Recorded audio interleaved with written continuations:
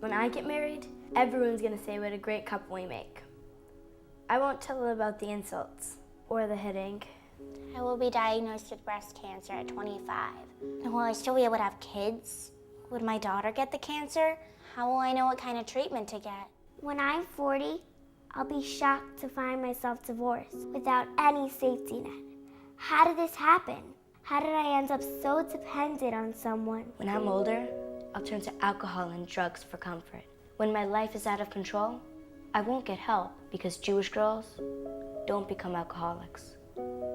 They're too young to have to face these issues. But these are some of the issues Jewish women face today. Imagine a world where the next generation of Jewish women doesn't have to worry about these things. The Jewish Women's Foundation of New York works to make this world a reality. We invite you to take your seat and join us.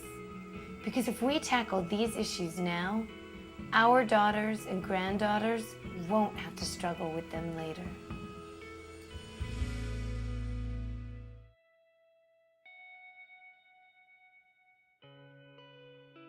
I was really out of control in my life. I was in a constant blackout. That's when you drink and you don't remember. I'm snorting coke and I'm drinking every day, and I'm living with the guy who held the gun on me and then shot himself, and that wasn't enough for me to stop. I was driving in cars that way. I was, carting my child around that way. That's how sick I was from the alcohol. I grew up in a conservative home, going to Orthodox day schools. Nobody ever talked about drugs or alcohol. I'm just shocked at the amount of people that don't know this exists in the Jewish community. Because the Jewish community at large tends to minimize this problem, those members of the community who actually have an alcohol or other drug problem feel particularly hesitant to come forward. They really feel alone. When they find us, they practically melt in our arms. They are so happy to finally get rid of the secrets, because the secrets will kill you.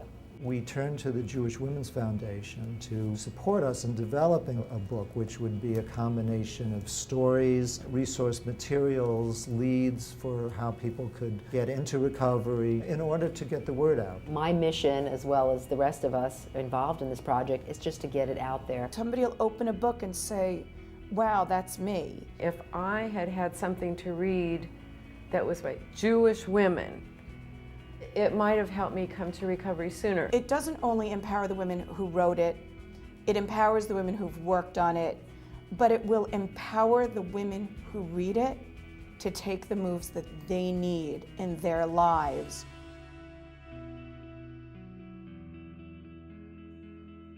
The evaded curriculum is a term that the American Association for University Women coined in 1992, and they define it as all the things that we should be talking about in education that we're afraid to talk about. Things related to how our bodies function, body image, self-destructive behavior, self-mutilation, eating disorders, gender identity, sexual harassment, dating, hookups, relationships, healthy communication. There's been a tendency in Jewish education to not name these issues as ours. The idea of an evaded curriculum is not that it's not talked about, period, but that it's not talked about in the depth that it should or could be talked about. There was a girl in my class who was bullied so badly she ended up leaving the school, so that prompted kind of an emergency crash course on what unhealthy relationships are.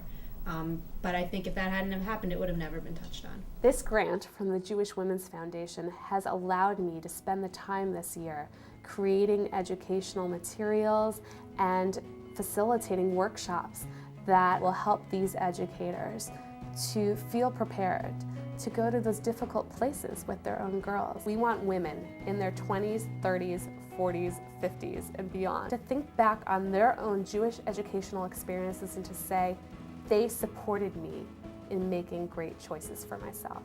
I'm fortunate that the Jewish Women's Foundation views this work as integral to the development of adolescents, and specifically to adolescent girls.